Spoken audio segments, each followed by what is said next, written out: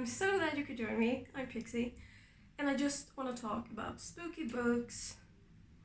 So, I had a plan, a dream, a vision, where I posted a video like this in late September.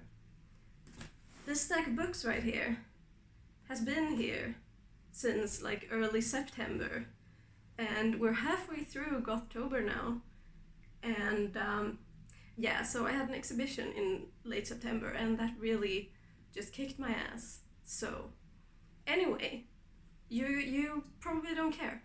You're here for the books. So, let's get into it. Why do I sing in every video? First up, I'm not going to talk about these three too much, because they are the classics. They don't need my recommendation. You probably already know about them. But I just want to mention that I really like these, just so you know that they have my endorsement and I enjoyed reading them for what it's worth. First up, I am counting The Picture of Dorian Gray as spooky, and the uncensored version is obviously the gayest, so I would really recommend that. Dracula by Bram Stoker. You may have heard of it.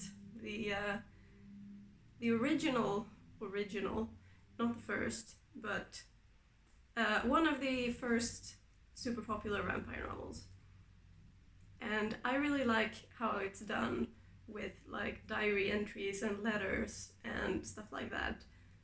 I really enjoyed it, and I was genuinely scared when I read it the first time in my early 20s. I think I'm a bit more jaded now. I can take more. I have seen the world. Whatever. My favorite of these three, Frankenstein by Mary Shelley.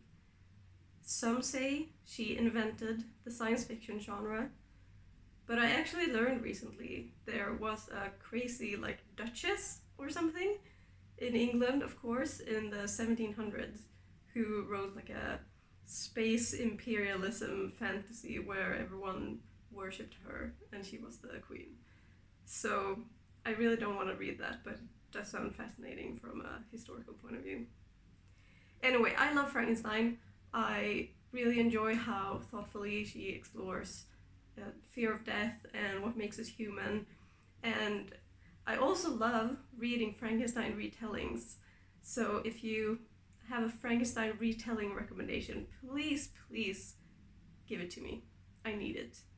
I really loved Frankenstein by Jeanette Winterson, and I am currently reading Frankenstein in Baghdad by Ahmed Sadawi. So those are the ones I have off the top of my head, but I know there are many more out there.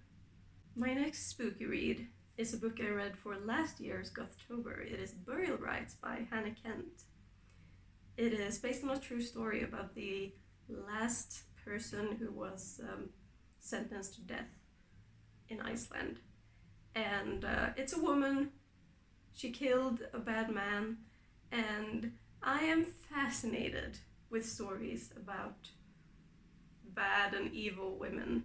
I find it super cathartic. I think that's exactly what I said in the vlog where I talked about it. But yeah, super interesting and fascinating and just atmospheric. I have talked about her so much. I want to insert that audio that's ladies and gentlemen, her. It's Helena Oyemi, one of my two favorite authors. My other favorite author is further down in the pile, so you can get excited. Anyway, Helena Oyemi, White is for Witching, is probably her most gothic-y book, but I find that most of her novels have an eeriness to them and a magic to just her writing style that I think any of her books would be good autumnal reads. White is for Witching is about a house that may or may not be sentient.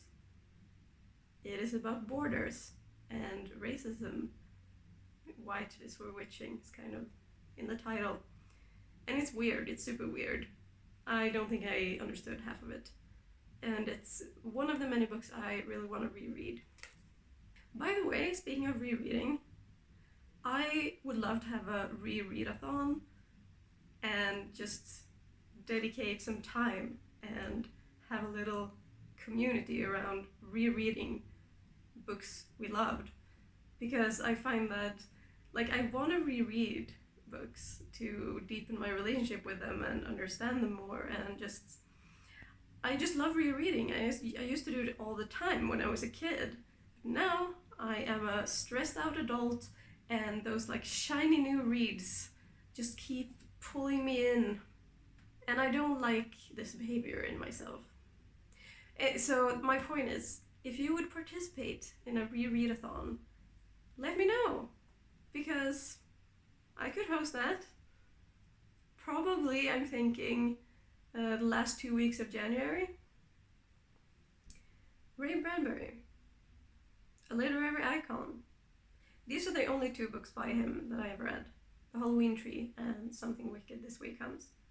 And I really, really, really enjoy them both.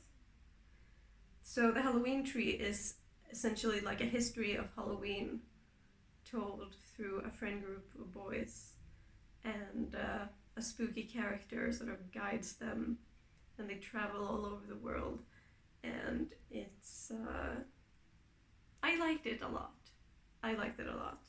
Something Wicked This Way Comes is about a spooky traveling carnival, and there's a haunted carousel, as you can probably guess by the cover, and the vibes, like, it's just so good. The Gilda Stories by Jill Gomez. This is the best vampire novel of all time, in my opinion, and it's so, oh god, it's just so good. So when the book starts in 1850, I think, Gilda is a young girl who escapes slavery, and she's taken in by a woman who turns out to be a vampire, and she becomes a vampire, and the book is then her navigating like the vampire community in America, and we sort of check in with her at different points in time. The last chapter is actually set in 2020, but the book was written in like, it came out in 1991, I think.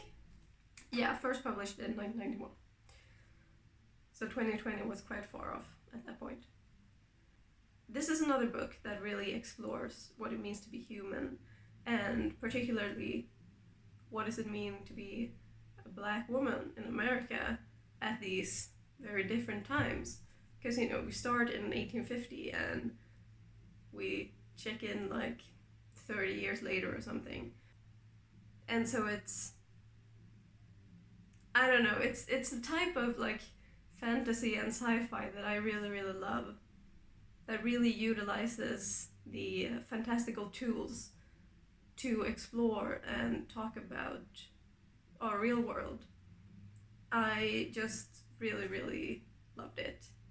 And especially how she uses the canonical like vampire lore that most people use. There's one thing, I don't know if I want to spoil, but let's just say that there are aspects of vampire lore that take on an additional weight, a new poignancy. Poignance? Become more poignant. That doesn't sound like a real word now. I can speak. Look, English is my second language. As I was saying, perfectly clear, there are elements of traditional vampire lore that take on new meaning in the context of an escaped slave black girl and a vampire native person. And it was really amazing. It's really amazing. And it's also, the last thing I want to say about Gilda is that it is a very tender book. It looks at humans and relationships and flaws with a lot of love and a lot of tenderness. And it's really beautiful. It's really beautiful. And I love it. Last, but certainly not least, this is my other favorite author, China Mieville.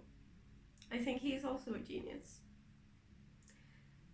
Actually, most of the books of his that I've read could like qualify as a spooky book, but I chose this one because this one also has a few different kinds of vampires, and I always think it's really interesting when someone manages to do something a bit different with like the vampire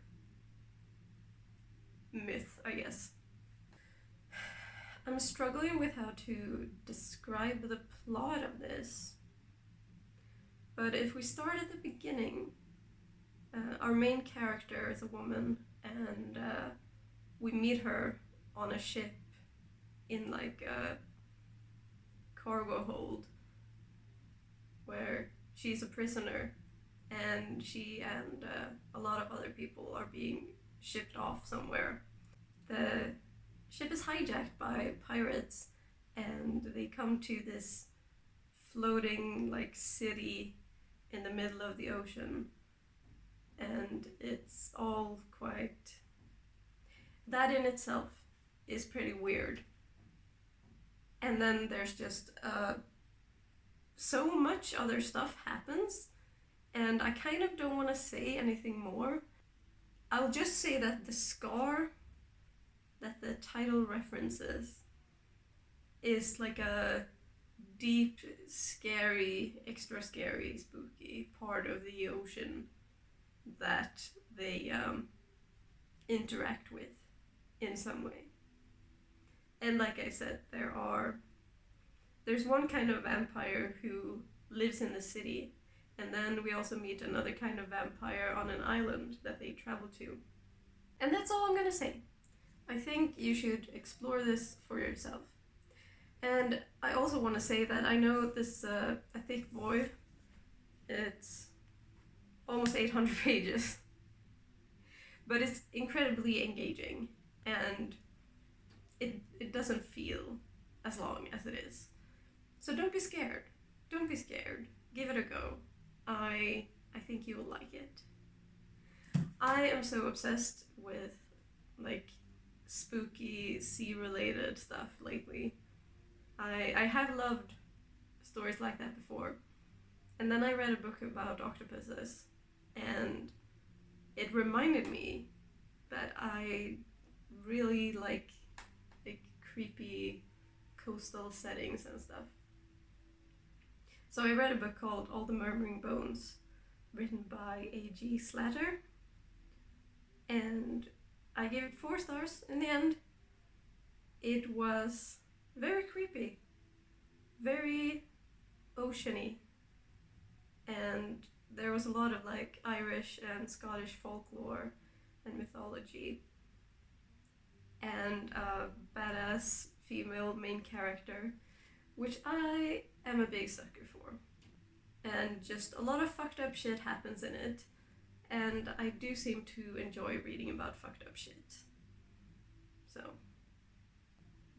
that's a little bonus. I don't know if it's like the best spooky book I have listened to on audio. I made this stack of the books I have physically, but I have read many more as ebooks and audiobooks. Let me see if there's one I really have to mention. I forgot to tell you that Gilda in the Gilda stories is also a lesbian, which is just really nice, I think, personally.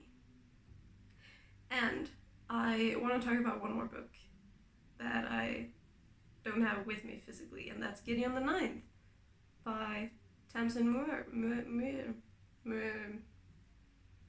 Yeah. It's a science fantasy, they call it. It's fantasy set in space, essentially. And it's both very intense and quite whimsical. It's got like a meme energy. And I personally love that. And I personally am in love with Gideon. She is the perfect woman, I believe. And there's gonna be 3 books in the series. This is the first one. I've also read the second one. The second one is super weird. But I liked it. But I had no idea what was going on. Which I can understand is a deal breaker for some or many people. But I'm really excited for the last book. Anyway, just read Gideon the Ninth. If you like skulls and women and memes. And lesbians, of course. So, those were some spooky books. Have you read any of them? Are you gonna read any of them? And can you please recommend me Coastal Creepy and Frankenstein retelling? I would really appreciate that, because obviously my TBR is never big enough. It will never be enough. Thank you. Before you go, let me just say thank you to my patrons. I love you guys. Thank you, thank you, thank you. You help employ me, which is good, because I need a job. And I also want to say, take care of yourself. And I will see you next time.